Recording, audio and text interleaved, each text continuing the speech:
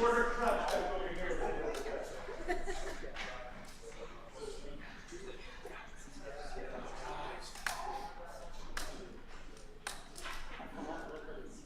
Hey, welcome everybody. SG Ruby May 2019. In case you didn't know where you were, that's where you are. Who are we? What are we? And we like to let people know, especially if it's their first time here. Monthly meetup for people who are passionate and want to improve their craft, not just for Ruby, but lots and lots of languages, but primarily Ruby and Rails. And we're here to learn all about all kinds of stuff: Ruby, Ruby on Rails, everything else. We've had talks. We had talks on legal issues for developers and how to give good high fives and improv and also software stuff. So we have a fairly eclectic bunch of talks that we're getting here. So here's our agenda in case you weren't sure. We had pizza, which lasted, I think, all of 25 minutes. There's still some soda left. We'll do some talks, probably not all the way to 8:30, and networking at half hour afterwards, sponsored by my company, Fairway Technologies. So drinks on us for the first couple rounds. And with that, I put up the eye chart of, oh my goodness, this chart here is just to kind of give people who know and who don't know a sense for how varied the topics are that we run into on a daily basis. If you're a Learn student just kind of getting knee-deep in this stuff, you've probably touched a couple of these at least. If you're an old head who's done this a long time, you've probably touched most of these. But I guarantee you there's probably something on this chart that most of us have never done. There's stuff on here about testing and version control, which I have to say, I'll make a quick pitch for version control. I work for a consulting company, Fairway, and we just did an engagement with a company up in Carpinteria. It's a $20 million company, and their entire source code is not controlled in any way through any kind of version control system. It hasn't been for 19 years. And they use a network file share and a diff tool is how they manage their source control. So one of our recommendations to them was use source control. Anyway, so there are people out there who don't even use source control still, and they're still making lots of money, but don't do that. Testing's up there, command line stuff, tons of stuff. So we put this up here just really to let you know that we, as a group of software developers, you can't really pigeonhole yourself into any one of these little colored dendrites on here. You got to know a little bit about a lot of things and a lot about a few things. So that's really why we're here. All right, that's me, a younger, more brown-haired mode of living. I'm on crutches because I tore my ACL in December. I just had surgery 2 weeks ago, but ignore that. Krista's here. Thanks for joining us, Krista. Rob is not here. He had to go home. Patrick is here, and Caitlin is not. Patrick. So we're kind of the cabal of people that sort of make this happen. But really, people who make it happen are the folks that come and talk. So thank you for being one of those folks. Let's see, Ruby. So if you're not using one of these versions of Ruby, you probably should consider it. I'm in the process of upgrading my apps to use the current Ruby and Rails because you don't get security releases on things below 2.4.6. And all you got to do is open a newspaper, listen to the news any day of the week, and somebody's getting hacked somewhere with a breach of some sort, and often it's because people aren't patching their stuff. Your stuff can sit out there unchanged for years and operate, but the environment in which it operates will move on without you, and you leave yourself and your customers at risk, so don't do that. Let's see, there's where you can find those if you're interested. Rails is the same way, 5.2.3 and 5.1.7, and 5.0.7.2 is deprecated but still getting security releases. So be on one of those or be behind. And that's go to the GitHub page for Rails to get those releases. Rails 6 is in RC1 status now, I think just as of a couple of weeks ago, 4 or 5 weeks ago. So check that out. All right, Matt Clark's going to talk to us tonight about User Story Heuristics, understanding Agile Requirements. And even if this is something you don't currently use at your gig, this is something that you're going to probably want to know something about because user stories are a great way to figure out what you should be writing. And also, if you have customers who are paying you to do that, this is a way that you can also make them understand what you understand from them. It's kind of a back and forth conversation. So without further ado, Matt. Thank you. Awesome.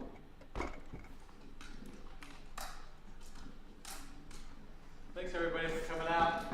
Give me a second while I get organized, if you would.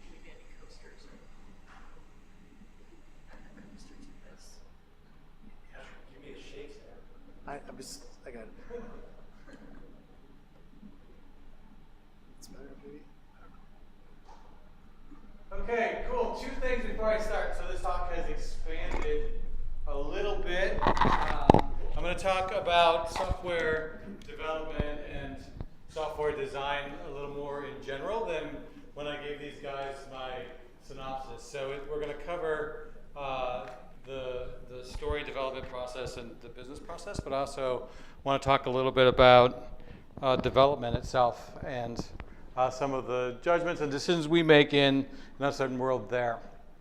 I think it's an interesting topic, and hopefully will apply to everybody or most people in this room. And the second one is I have a cold, so I apologize if I mumble. Raise your hand or shake your head or smirk or something, and I'll try and speak more clearly. Cool. So this talk is on heuristics and software development. Does anybody know what heuristics are? Here's a term. Gyron does. It's a term coined kind of in the mid-'70s by a couple of folks that I'm going to get to talking about in a minute. And it's really about the decisions that we make as human beings in an uncertain world. We have incomplete information about things that we need to decide on, right? On, our life decisions, our house, buying a car, all those sorts of things. Lots of what goes into those decisions is out of our control. And so we have come up with tricks and over the millennia, really, in dealing with that. And most of you think of it as going with your gut. And so these guys, no, actually, first, that's me. We'll get to those guys in a second. I'm an instructor here at Learn. Like I said, I really do stand here every day. I'm also a developer upstairs at Notch 8, and I'd love to hear from you. You can get a hold of me right there. And I don't really do Twitter or anything like that. Hold on, I started talking about these guys. So these are the two guys. They're both Israeli, Amos Tversky and Daniel Kahneman, two psychologists who wrote some pretty amazing papers in the 70s talking about really quantifying and studying and putting down on paper human behavior and the ways that humans make decisions. And that's what we're going to talk about tonight. So I'll start off with a bit of an example of what we're talking about as far as one of their heuristics. It's this one in particular is the availability heuristic. Turns out that sharks aren't really dangerous, or they're not dangerous to us. Coconuts kill 150 people, so those are more dangerous than sharks. Sharks kill one about every other year. Champagne corks killed 24, so that's, 2 orders of magnitude more people die by champagne than sharks. Cows are 20, water, just coming out of your faucet's 100. Icicles, not in San Diego, so we're safe there. 15 people. Left-handed, who's left-handed? 1? Dante, you're 5 times more likely to die by an accident than the rest of us. Literally. But nobody talks about this. Nobody even thinks about this. Vending machines kill 4 times more people a year than sharks do. But I'll bet you that everybody in this room can remember the last shark attack. It was in Avila Beach, if I remember right. It was about 2 years ago, right? And it made the news. It was huge. It was everywhere. And, it's in our popular culture. It's in movies. Sadly, because sharks are in trouble because we overfish them, because we're afraid of them, and we think that it's good to take them out of the ocean, right? And so this is the availability heuristic. It's when we can bring it to mind, it's more important to us. If we can think very readily of shark attacks, we're more afraid of those than vending machines. I assume they fall on people. Like, how else would a vending machine kill you? Right? I mean, it has to be, right? Shock, maybe? I don't know. So yeah, there you go. There's the definition. The ease at which a particular idea can be brought to mind increases its importance. So we're going to cover a whole bunch of these rules. We'll spend quite a bit of time with this one and talk about a few more. So the Undoing Project is where I really first started to study this and think, this has some implications in our line of work in software development. in people. I was just starting to get involved in the classroom and thinking, okay, what are some things that students at this class already bring to the classroom that we don't have to teach them? And that's an understanding of how they make decisions, right? How can we can start to talk about that stuff on day one? How do we get more logical about the decisions that we make? And so that's what brought me to reading about this. Michael Lewis also wrote Moneyball and The Big Short. That's about the Depression, if you haven't read it. And how people, essentially his early works, his popular ones anyways, were debunking heuristics, and people used to go with their gut, for example, in baseball to identify high school students who in 5 years, 7 years were going to be top performers. Like, how incredibly challenging is that? So you had these scouts that would go around, and they were gurus about identifying high school kids who were going to be good at hitting a ball with a bat. I mean, it's insane to think that they could figure that out. And it turns out they're not better than data scientists and programmers and analytics. And so he started digging into that, and he got to Kahneman and Tversky and the work that they did, which is pretty incredible. These guys started in Israel in the 60s, so back when the Israeli army was pretty much, how many people live in Israel? 15 million? I don't really know. It was all that was standing between them and a pretty unhappy fate. And so they had important roles, and their job was to identify officers, to go to officer school. And again, it used to just be from your gut. This guy seems like he knows what he's doing. People like him. Let's make him an officer. Well, it turns out not the best way to measure, people's future success. So they came up with sort of rules on how we think, and this is where we start to get back into Ruby and programming. The mistakes that we make are predictable. They're quantifiable. We can kind of measure in a large group the size of the mistakes that we're going to make, and hopefully, in our case, correctable. A couple more. Let's dwell on availability for a little bit, because I think that there's a lot here. It's so easy for us as developers to get into a project and whatever comes to mind is the most important thing, be it a bug that we're trying to fix or a software package we want to use. But business can also suffer from this and influence your process, your dev process, in some ways that aren't so great. The first one that came to mind was just, I've had a few bosses in my life who, their uncle couldn't log into the site. And this is actually a true story. I was working for a stock photo company up in Seattle, and you couldn't log into our site if your password had the word banana in it. And what? How many people had their password banana? But my boss did, and so we stopped the line. Actually, I shouldn't use him as an example because he's probably the favorite person I've ever worked for. But that was an important bug, and we probably spent a week trying to fix that, like helping maybe 10 people when we could have been doing more interesting things. But that's what was relevant to him. That's what he had on his mind, and that's what we were going to fix. Here's a kind of another example of how we can make these mistakes in our own minds. So this was a question that Kahneman and Tversky asked a sample of. I think they asked undergraduates first. Bill is an intelligent but unimaginative fellow who lives in Chicago. Which is more likely? Bill is an accountant who plays jazz for a hobby, or Bill plays jazz for a hobby? They asked, hundreds of people this, and 65% of them got it wrong. And there's a definitive answer there. There is not it could be this. There's a right and there's a wrong answer to that question. So they took it to graduates. They refined the question to so that they were making sure there wasn't a misunderstanding. They took it to professors. They were getting all these other psychologists saying, you guys are crazy. There's no way. Your research isn't right. There's something wrong. So they did everything they could, and they couldn't prove it wrong. So does anybody know why there's a definitive answer? The question is, Bill's an accountant, or which is more likely? Bill is an accountant who plays jazz for a hobby, or Bill plays jazz for a hobby. So shout it out. Go ahead. Yeah, so one is two conditions, and the other is one. Right, exactly. It's a Venn diagram, right? One is wholly contained in the other.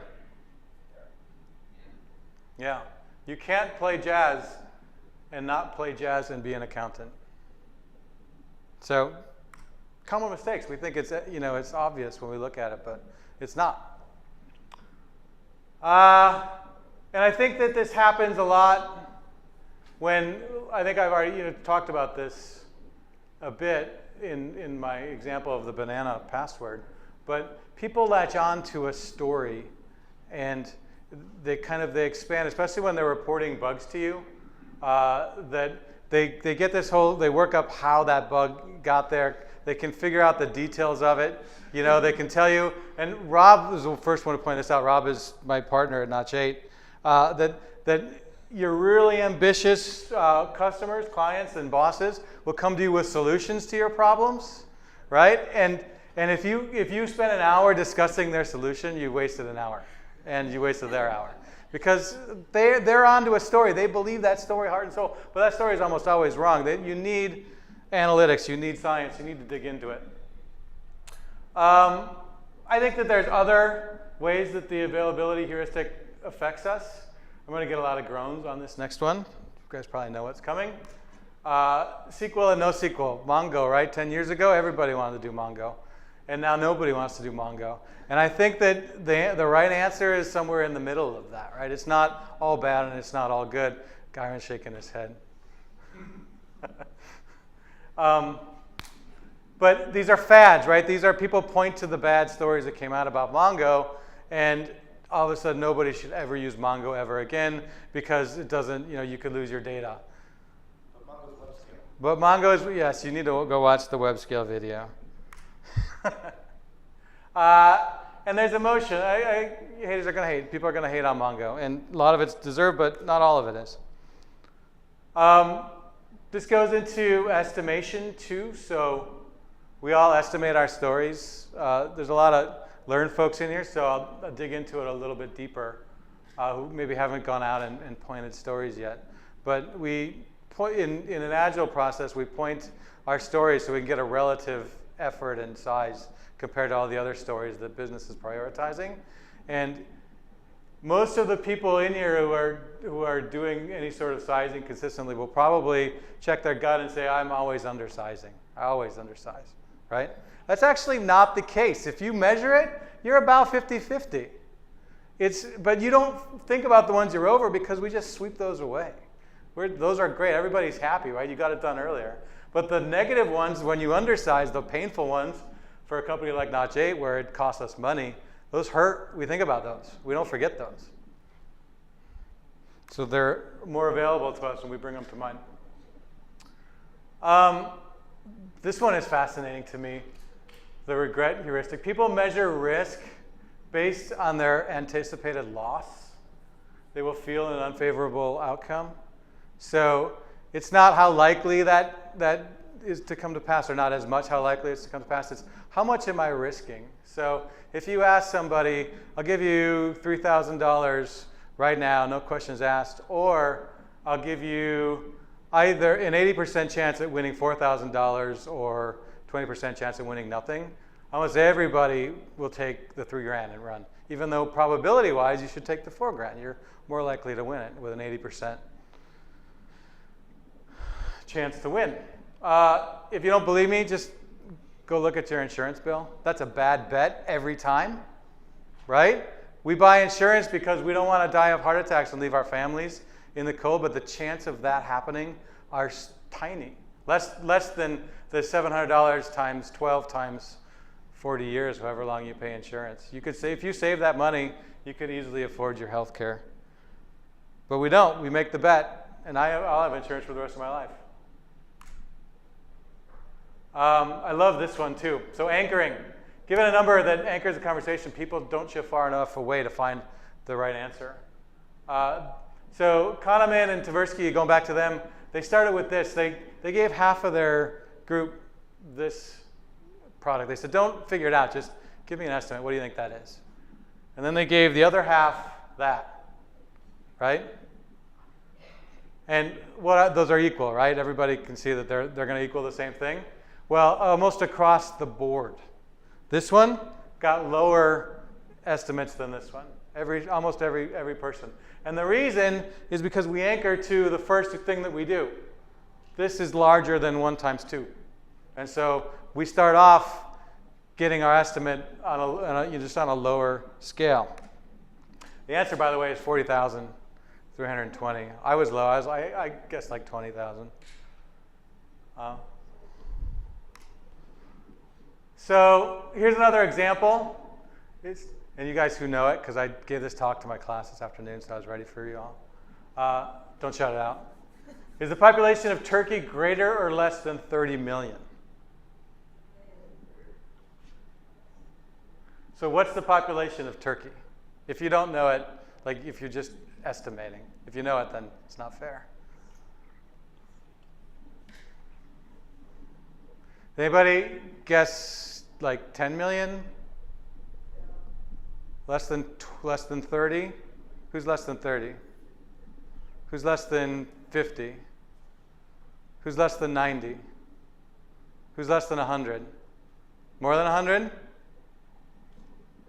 You all are low because I gave you a low number to start. It's 70 million. Oh, it's not even on there. It's 70 million, trust me.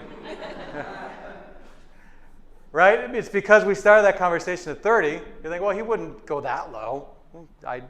Why not? So again, back to estimation. This is a trick that sometimes our clients and our bosses don't play it on us on purpose. Sometimes I think they do. Salary negotiations. That's another really good one. You'd be kidding yourself if you think people didn't play this game on purpose, right? It doesn't even matter that we're aware that they're doing it. It's still going to affect our conversation. So one more example, if you're going in to build a software, an e-commerce site with 4 developers, they tell you they've got 6-month budget. Can you do that? How long do you think it's going to take? You're going to say somewhere around 6 months, right? That's just because you're going to get there mentally. You're going to build the picture that gets you there in 6 months because you know that's what they want.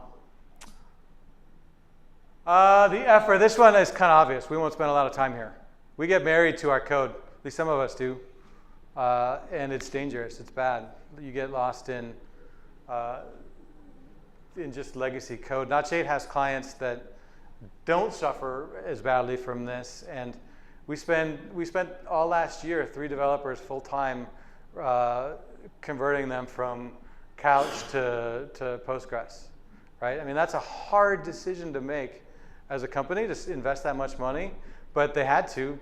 Couch just wasn't doing it. Fluency.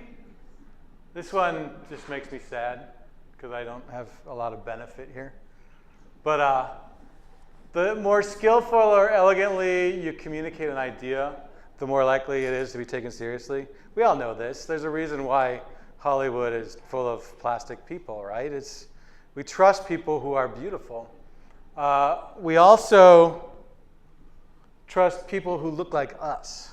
Now, this one is more egregious. This one's a bigger problem because there's so many amazing ideas in the room, and if your team isn't built to encourage ideas from everybody, you're losing out. And it's hard work. It's still built into our DNA. We're still cavemen, and it's some cave people at some level.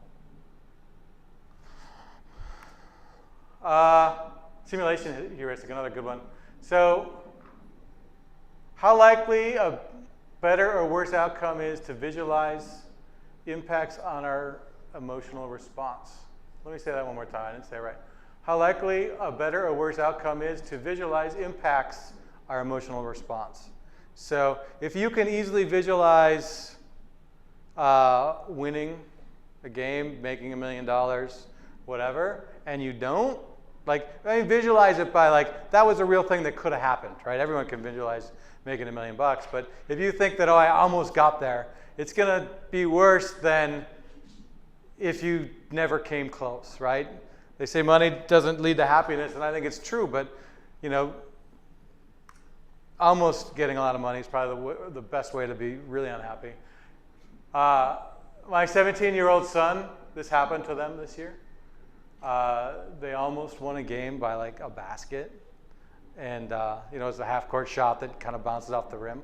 That's way more heartbreaking than just getting blown out, which also happened to him this year. But the outcome is exactly the same. It doesn't. It's just it just goes in the win-loss column.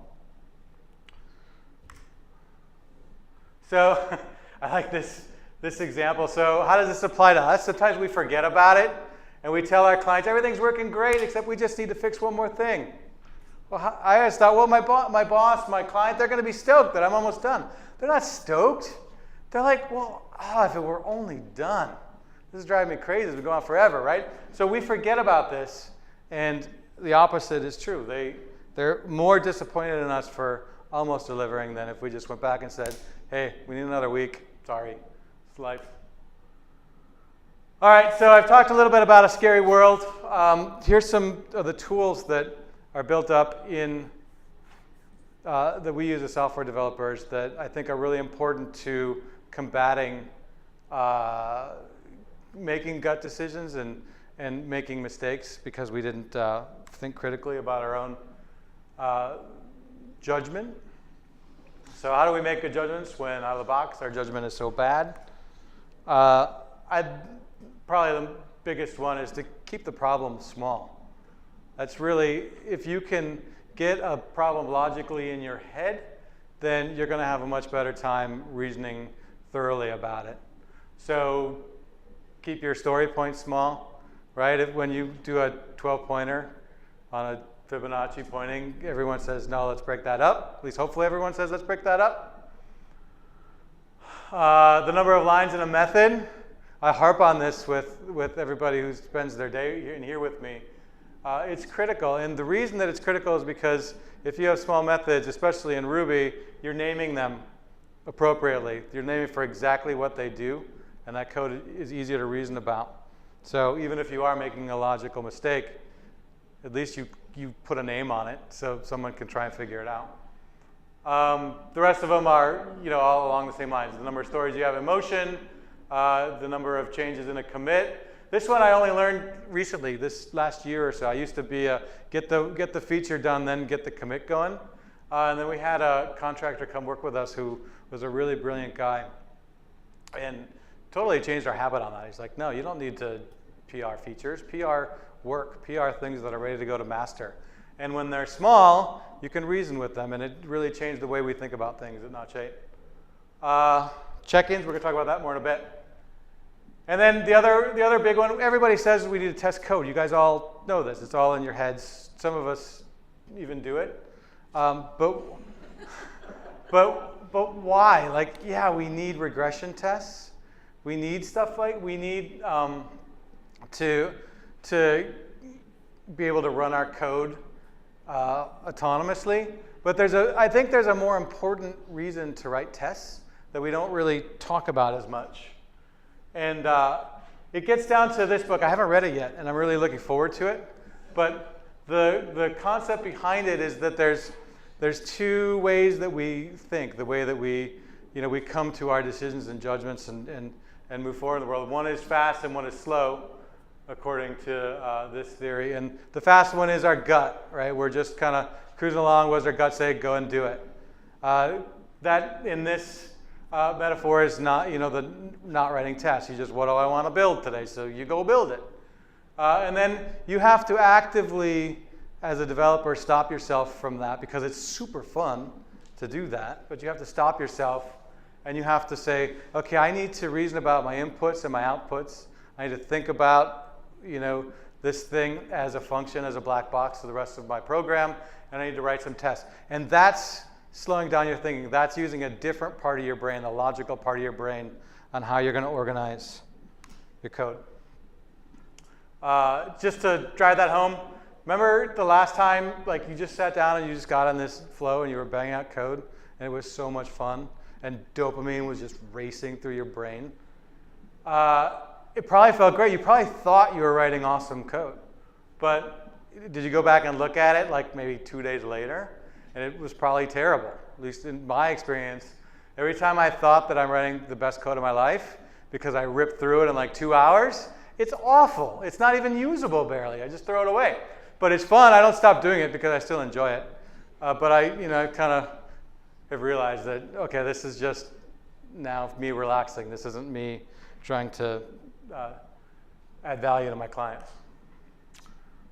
Patterns, I think, are another good tool that we all use. There's very few problems that we haven't already solved, so look to see the way that other people have solved the same thing you're working on. That can help keep you in line, help keep those decisions from getting chaotic, unorganized. And then a great quote, planning is essential, plans are useless. I think this is just getting your judgments, because we're all going to make mistakes. Your whole team isn't here listening to my talk. I'm not changing their lives. So we need to get together. We need to talk about stuff. We need to, we need to defend the judgments that we're making, the decisions that we're making, and we need to, reason through those with our team. And that's going to be that pairing process, that collaborative process that will really, that's the strongest check we have against just cowboying a bunch of ridiculous code and a bunch of false judgments and a bunch of missed concepts on our code. So here's a kind of more of a pragmatic thing, but getting back to pointing stories. If you're consistently, over as much as you are under in your stories, it's important to stay consistent with, the over-pointed stories, they get accepted in that sprint just like the under-pointed ones, so that you can work to the mean, right? You always want to be doing an average. You want to think about averages rather than how many points did I get done this week. You don't want to be inflating your points either, the opposite of that, right? Because you feel like you're always underpointing. That's just a way to lead to disappointment.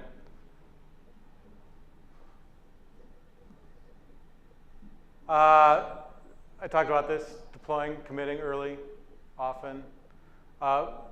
It's also, it kind of goes back to the,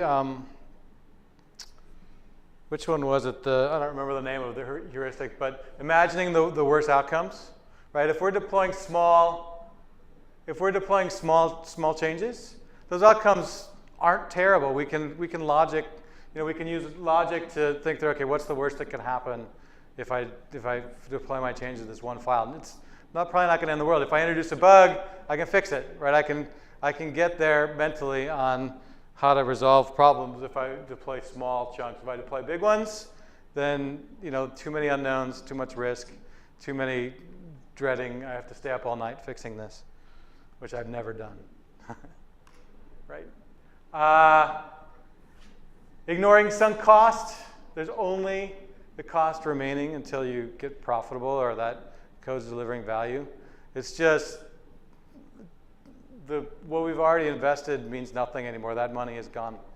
So when we make decisions better if we're just focusing on what is coming up.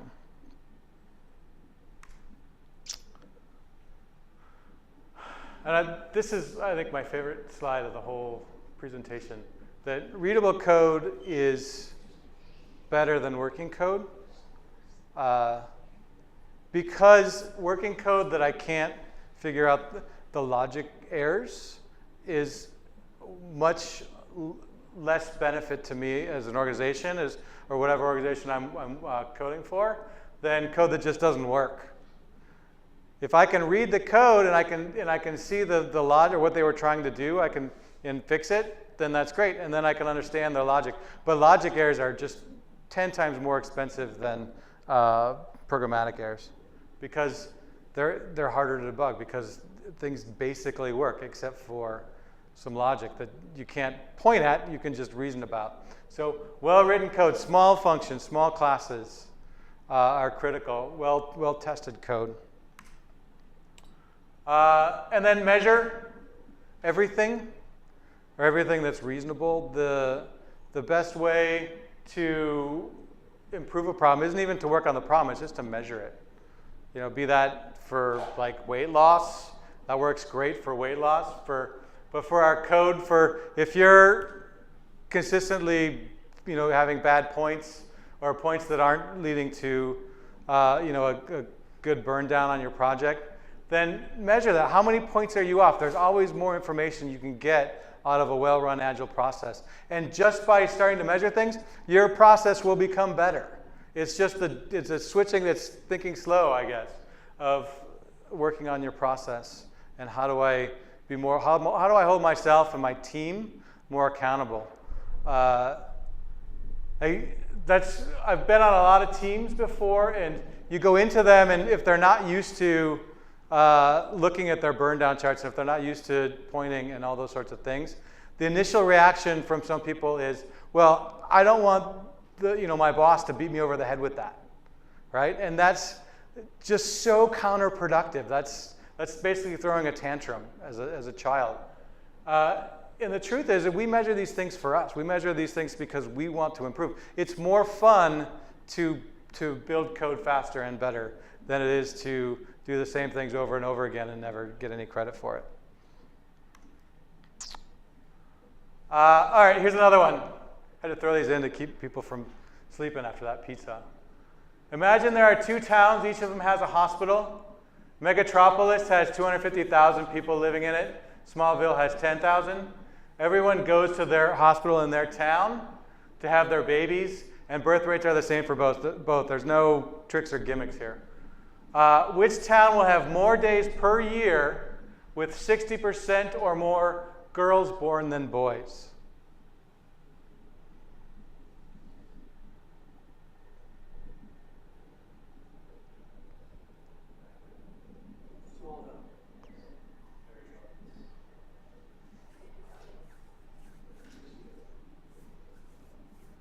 Megatropolis, anyone? I'm not giving the answer. I'm asking if anybody thinks that. Smallville? I got one, Smallville.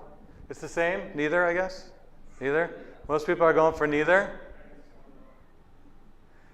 So my next talk here will be about statistics and standard deviation. In Smallville, let's say they have 10 babies a day. I don't know, I'm just making this up. And in Megatropolis, they'll have 25. You're going to get to 50% or 49.6 or whatever the real one is faster up at Megatropolis.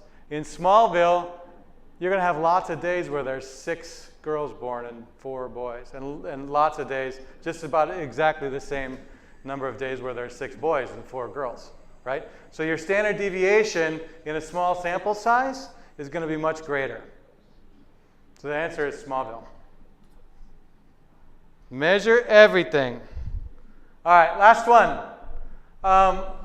This one's great too, although I've tried to deliver this twice now. I got it wrong both times.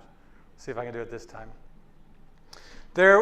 Back in the 60s, going back to Kahneman and Tversky, they were trying to identify how to motivate pilots. And so they would send them out on test missions, and some of the test missions would come back, and they would only praise the pilots who did well.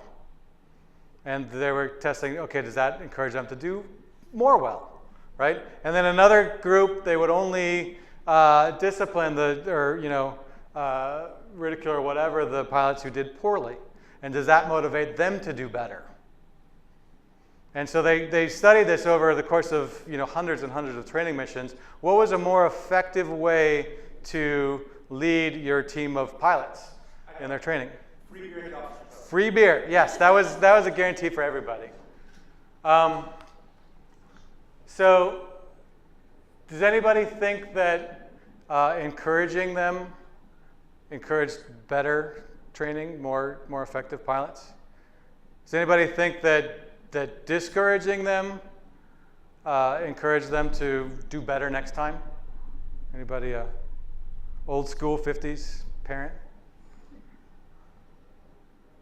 The answer is that the negative reinforcement worked better, but it wasn't because they were getting negatively reinforced. They had a third sample size that didn't get any positive or negative feedback, and everybody just worked to the mean. So I went out and had a great day. My next day would be closer to average. because I'm closer to average. But over time, statistically, I was improving because I was getting better as a pilot. The negative reinforcement was better because those pilots who had a bad day did the same thing. They were a little bit better the next day because they worked towards their mean. So it's just a sample size of data points that they weren't, these Israeli officers weren't accounting for in motivating their pilots. So we have to be careful of that, especially when working with each other on a team. So that was my dive into heuristics. Any questions?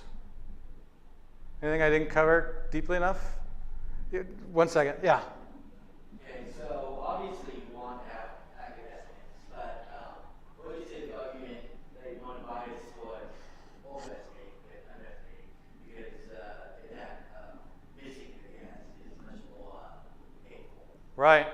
I'd say you need to find a better functioning team.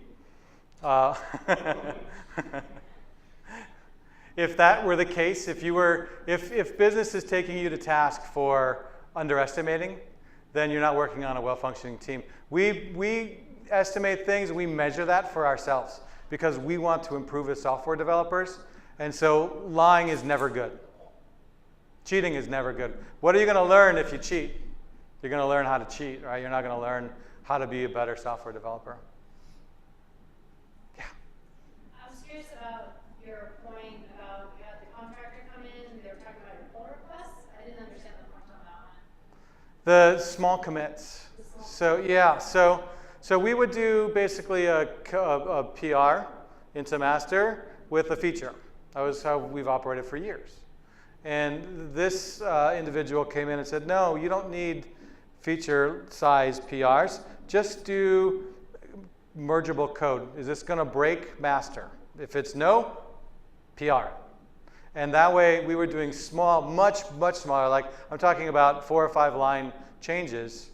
I'm not nearly as good at it as that person was, but you know, non-breaking code. So we weren't taking big risks anymore. We weren't, you know, oh my God, we're going to merge that thing that Matt worked on for 2 weeks.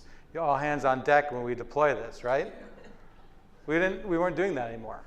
And so we were mitigating risk. Yeah. I have a question about some cost. I guess I kind of wonder, like, if an organization is so embedded, like, with some costs, like we just have to finish this project. Like, I sometimes wonder, what is the point of even doing story points and estimates at that point? Right. They're already, like, so committed to no matter what the cost, we're going to finish this. Yeah. Maybe it's not only is it sunk cost, but it's also deciding features, which features are going to get prioritized and actually make the line, right? And so there could be, I think there are still reasons why you try and maintain. And just for, you know, it sounds like you're going to wind up in a situation that's not awesome for developers, like almost a death march sort of a thing. If you're that invested, then just keeping the same process going and something familiar is going to be beneficial. Yeah, at least in my opinion, yeah. Try and avoid those. Anything else? Yeah. Going back to that one earlier about making more frequent, smaller pull requests. Mm-hmm. Did that make that complicated at all when you have multiple developers with different branches? One might be relying on that change, but the other one already pushed out. It makes it better. So it basically resolves merge conflicts. So if I'm pushing my code incrementally, you're now using my code incrementally as you build your feature. And so you're much more aware of what's going on another team and another pair than if you guys have to do these big merges at the end. Yeah, Ben? The answer to you're talking about doing small PRs, not small commits. Yeah, both. I'm well for small commits too. I'm not a squasher. Yeah, some people are. I guess that's okay, but yeah. I was curious about what you said about the number of stories in motion. So, like, sometimes that could be, like, depending on the team size and, like, Right. people on the team. Absolutely. Like, you always have to have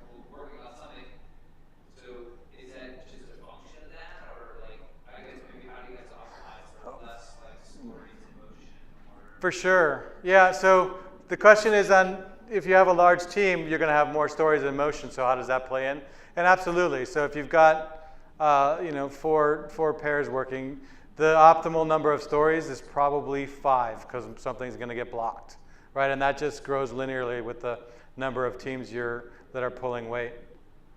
There's a great book, I was just telling somebody else about it. It's been on my mind lately, called The Agile Software Development Process or something like that. It's by Mary and Tom Poppendijk. And they talk a lot about the Toyota production system and kind of where Agile came from. And their analogy is you think of your process, your team's flow as a river, and you want to get that as low as possible, but as fast of the water flowing as fast as possible. And the way to do that in their analogy is you beat down the rocks as you lower the water. But I guess that's getting off topic a little bit. Yeah, but it's a great book if you're interested in team dynamics and throughput. Yeah.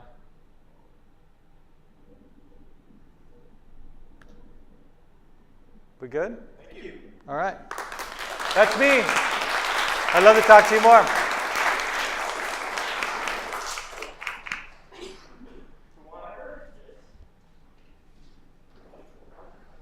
We've got a lightning talk here from Venn.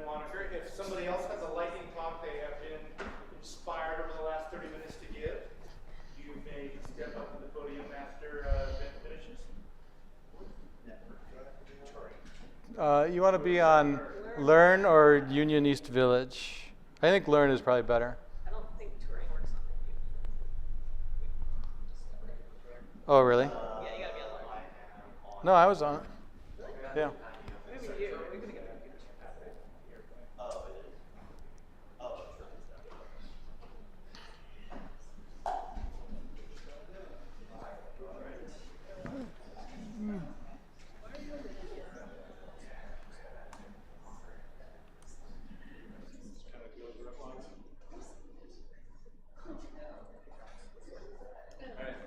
Hi, my name is Ben Wanaker. This talk is just quickly about reading source code, specifically about a gem that I use a lot, and just more about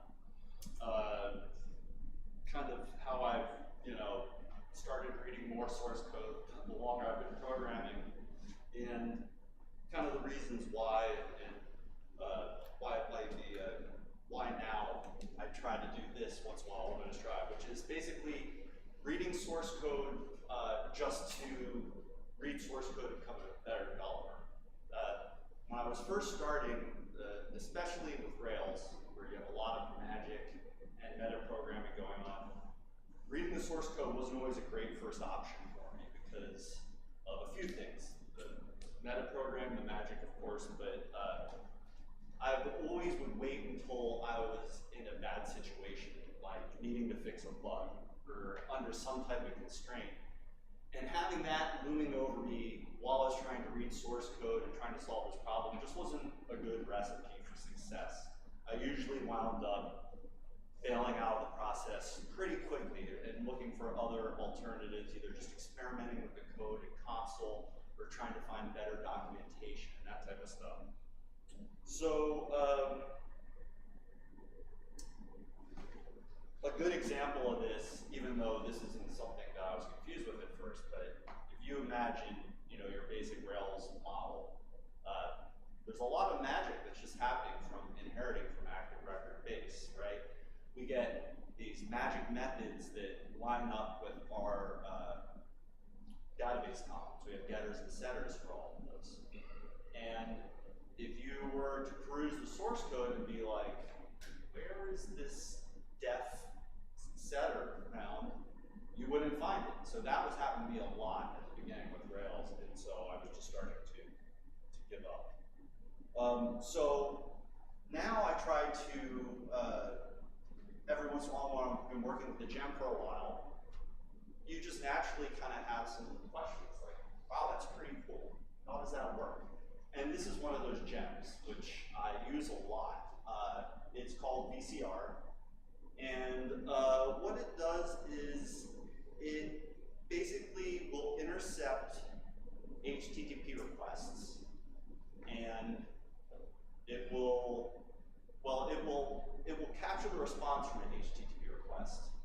And then the next time you make that same exact HTTP request, this is external requests, it will play back the response, which it recorded into a file, and it calls those sets.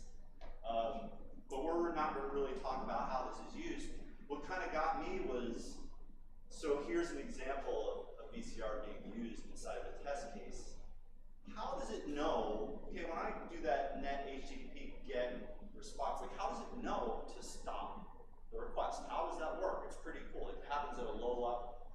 So the answer to that is actually inside of another gem called WebMock. And WebMock,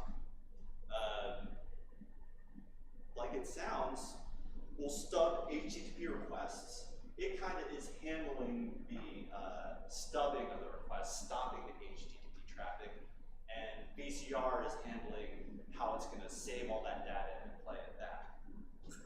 And so WebMock is extremely popular, and it hooks into lots of libraries. So let's look at some code.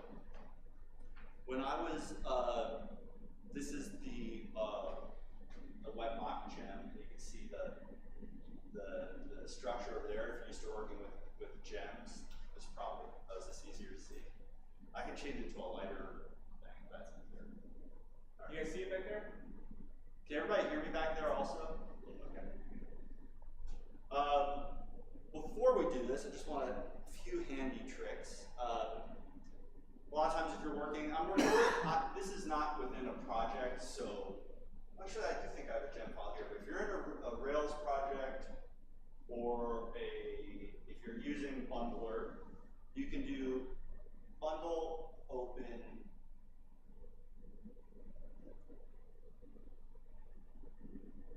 and then it will just open it with Mac. It'll just open it. So that's a handy trick. Trying to peruse through a lot of source code through GitHub isn't super fun. Another thing that's handy is gem will tell you where it lives. And that's the directory I'm in right now. This is handy because, as you're going to see in a second, there's a lot of people out there I've met who seem to have the ability to just read through source code or pick up a programming book and absorb information. I have to play around with stuff. So something I found was very useful is you can do this bundle exec IRB, and it'll pretty much load the environment of the gem. And then you can play around with the internals of the gem. But if nothing else, you can find out where it lives, open it in your editor. And the way that I dove into this was that I always use WebMock with RSpec. And I know the file that gets included because I have to require it all the time. And it happens to be this RSpec file down here, the root of the project.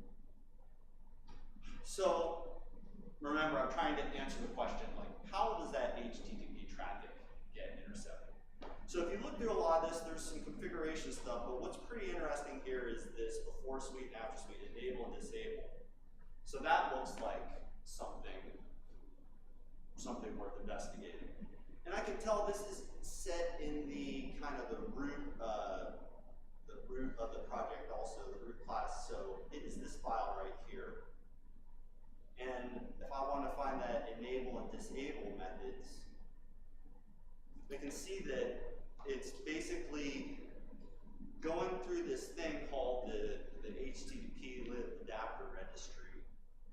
And it's cycling through a bunch of adapters and it's calling enable or disable on those. So first things first, let's take a look at that HTTP lib registry just to see what that is.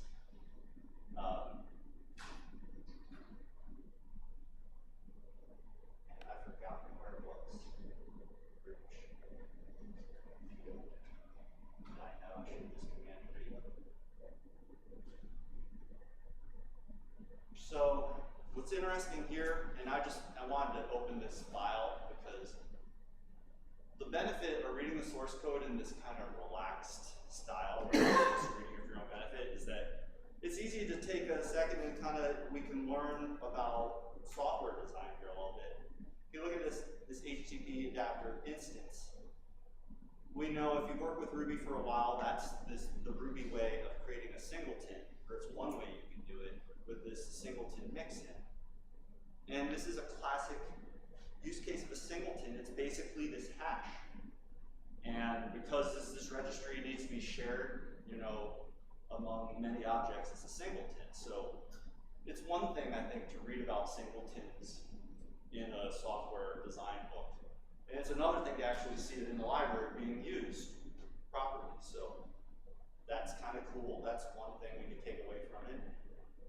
But really, we want to find out what's going on with these adapters. So since this is a lightning talk, just to skip ahead a little bit, inside this adapter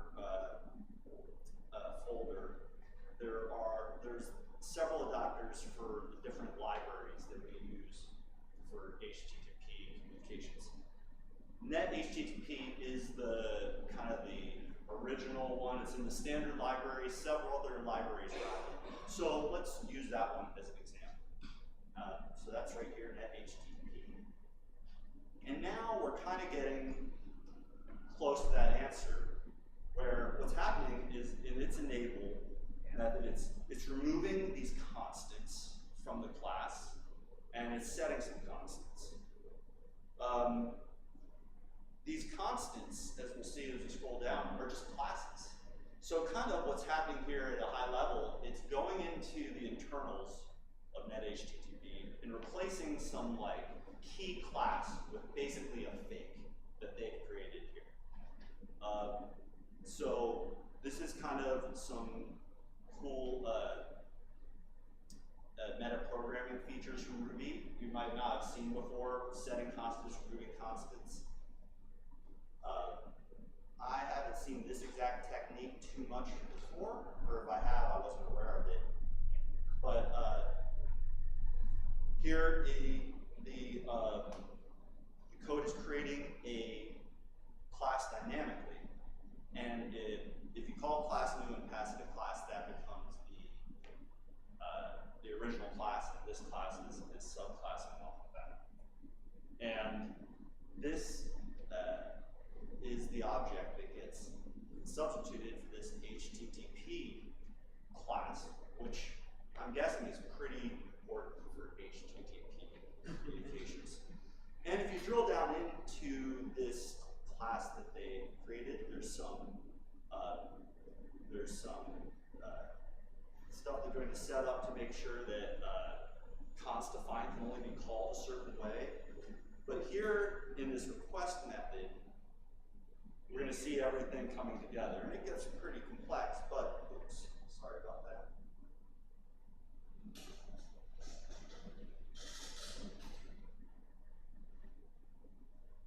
But basically, you can see that it's looking to see if we have something in that stub registry, and if so, let's use it, let's play it back. If not, are we allowed to make this connection? If so, do that, but still run these callback filters. And lastly, otherwise, if we're not allowed to make this connection, just freeze it here. So that's really all I have for the details of these gems in particular, but I guess my message to people is that reading source code early in your programming career is a good idea. Just don't do it, when you're stressed out or when you're in your time of need. It's best if you can find, libraries that you like, and if you pick a library and something and it's just everything's going over your head, pick something else. There's plenty of code out there for us to look at, and it's a great way to learn how to become a better programmer. Thank you. Awesome.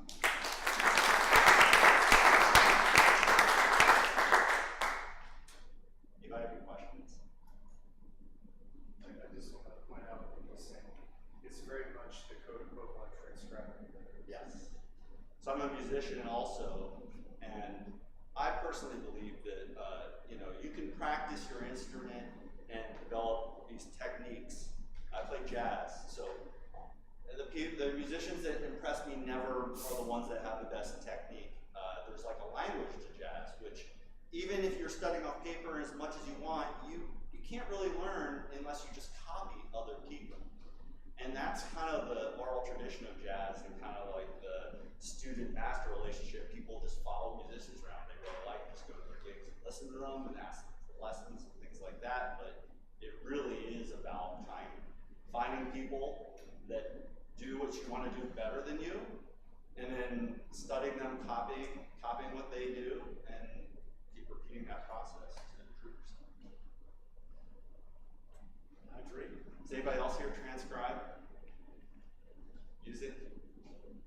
Yeah, when I follow people who are better skiers down the mountain. Yeah. Same concept. Yeah. All right, thank you, Ben. That's cool. Anybody else got something they want to lightning talk out? Yes.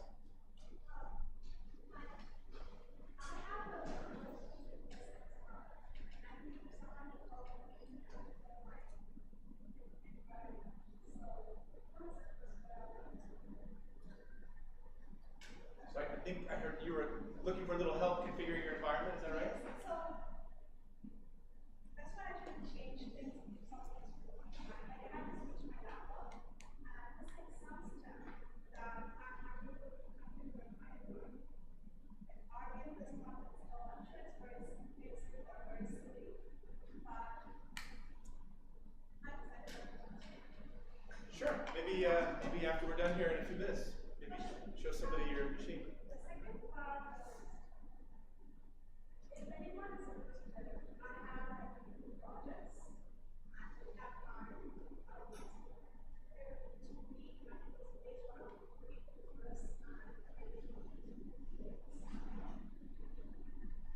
All right, so a lot of nodding heads back there, so good. Awesome. So thank you, that's a great segue into this section. That was an announcement or two. So if you are new to ST Ruby, if you are representing a company that is hiring, or if you're looking for a new job or a gig, or there's something else that you think would be of interest to the folks in the room, please speak up now. I'll start. I work for Fairway Technologies. We're a consulting company. We just moved into a new office up in UTC across from the mall. And we are trying to hire more mid-level and senior developers. We use a lot of .NET and Java, but anybody who's an experienced polyglot programmer and is interested in working for a company that's growing quickly, come talk to me afterwards. I'll give you one of my business cards. We're looking to hire folks up there. And with that, I'll turn it over to Mr. Adam Covey. Hi, everybody over here in the back. Voice behind. Hello to you also as well. So I work for a company called Zeal, and we're also hiring mid-level or thereabouts, but the experience level is not as important to me as having a conversation. So if anybody is curious about whether or not working for a consultancy makes sense, actually, let's start here. Raise your hand if you don't know what a consultancy is. Sweet. Okay. So if at all, yeah, Matt, you should know. Not really. So if that is of interest to you, I will be out there tonight, and we can definitely chat about that. And I also want to offer this out as well to anybody that is curious about the ecosystem hiring in San Diego or otherwise. I am an open book for you as well. So if you have questions about that, totally unrelated to what I just said about hiring, just know I'm happy to speak to that. Good to see you. Saw a hand up here. Yes, please. My company, Lease Labs, we work with multifamily rental property student companies. We're looking for deadlines, so junior devs. Let me know if you're interested in all the contacts. So you're going to be joining us after at half door? Probably not. Okay. So catch him before we all exit the building. Awesome. Anybody else? Please. Hey, Michael Cordell. I'm going to add on to the people that are hiring. I work for a company called Q-Centrics in Hillcrest. We do healthcare. We're helping hospitals improve their quality of care. We are looking to hire junior and mid-level people. We've got a good track record with developing juniors. We've hired several interns out of about 17 now, and I'm looking to add 3 to 5 people in the coming years. So we've got open recs now, and we'll have open recs later. So if you're looking to go from junior to mid or mid to senior, I think our team's a great spot to do it. Tech stacks Ruby and React, and we have a little bit of Ember hanging around. I've hung around those guys, and they are a smart bunch, and probably a cool place to work. So I +1 there. Anybody else? Want to introduce yourself, please? Right here. My name's Pierce. I've been here in the last couple months. Still looking for a gig. Actually, just had an offer rescinded. The company like had a layoff and stuff. It's a huge bummer. But anyway, kind of mid-level sort of Ruby C# developer. It feels like I already have some people to talk to from earlier introductions, but just thought I'd throw it out there to the whole group as well. So, Chat us up. I'm just looking. You just looking? All right, anything else? Anybody, any meetups coming up? Is RailsConf going on right now? Just finishing? RailsConf, yeah, today or tomorrow, the last day, right? All right. And you didn't give a talk? No, not this time. Oh, I couldn't fit it in your busy schedule? I wanted to be here. Thanks, Dan. It's good to see you. All right. If you think of something else you want to say, then just pop up at any point and mention it. All right. Next time is to Ruby, June 6th. Everybody know why June 6th is an important date? It is the first Thursday of June. D-Day, right? Yeah. Let's see. If you're coming in June, come a little early because there is a Father's Day that night, so we want to just plan ahead for turkey. And then in July, the first Thursday is actually the 4th of July, so we're not going to expect you to come here. But we are going to do a social event sometime in the middle of July. So be looking out for that as well. Exact window.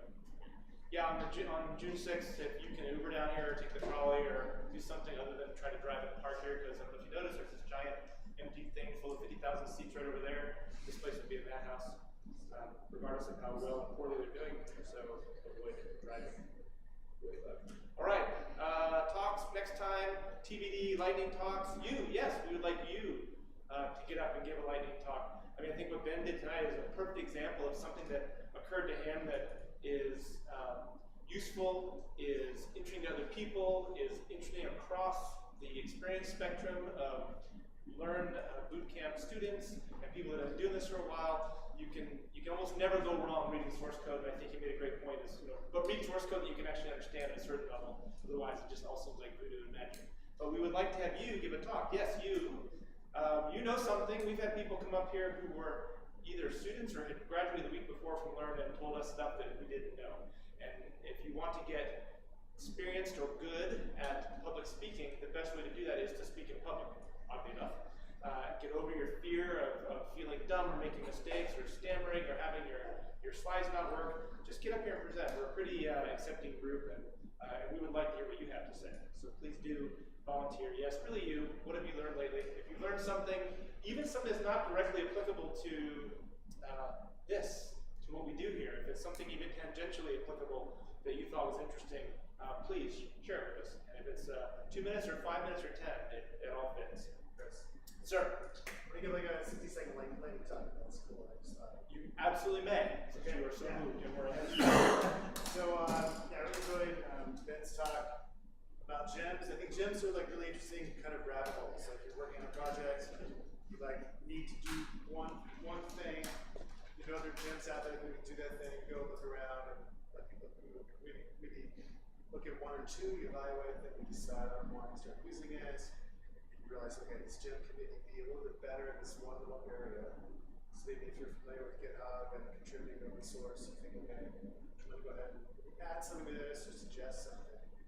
So I was doing something like that on one of my projects where we had like a lot of images. So I was sort of looking at a good gem for processing images. And there's one called image processing, actually. And I wound up working on it quite a bit to kind of help improve the DSL for basically creating different variations of your image. If you want to crop your image or resize it or make smaller versions.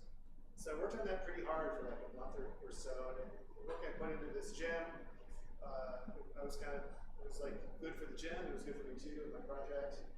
So I did that. I kind of have been busy starting a whole different business in the co-working space this past year. But that gem is still out there, and it just got incorporated into Rails 6 as part of the new image stuff there.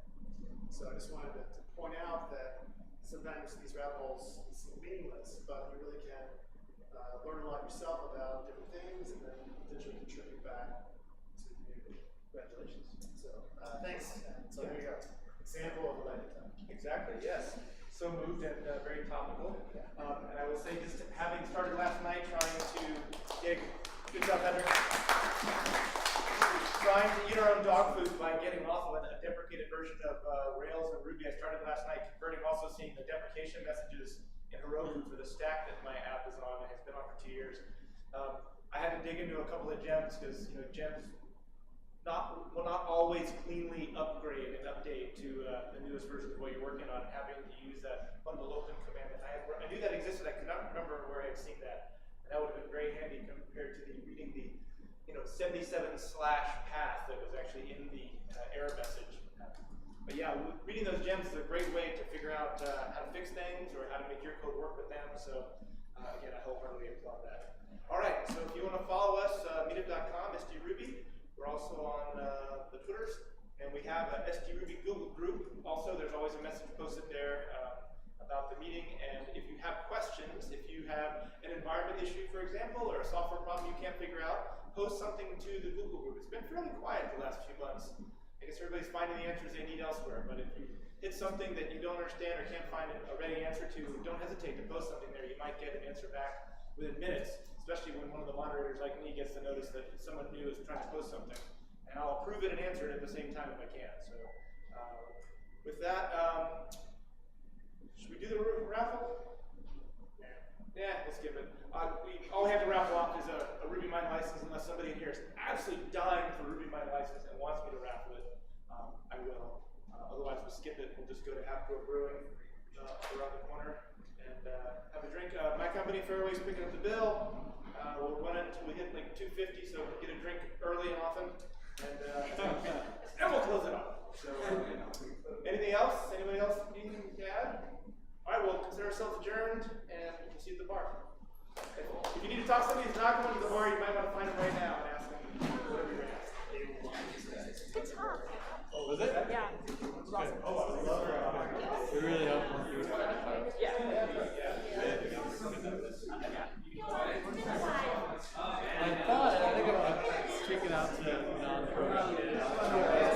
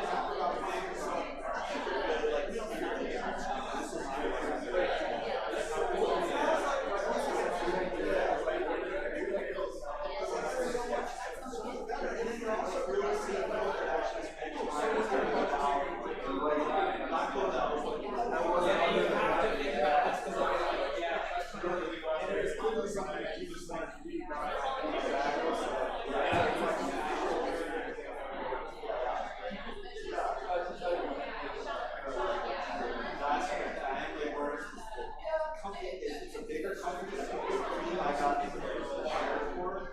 It was a startup. So it's like, the guy in baseball starts leaving. We have total autonomy. We're distributed. We're the laundry. So I'm kind of exactly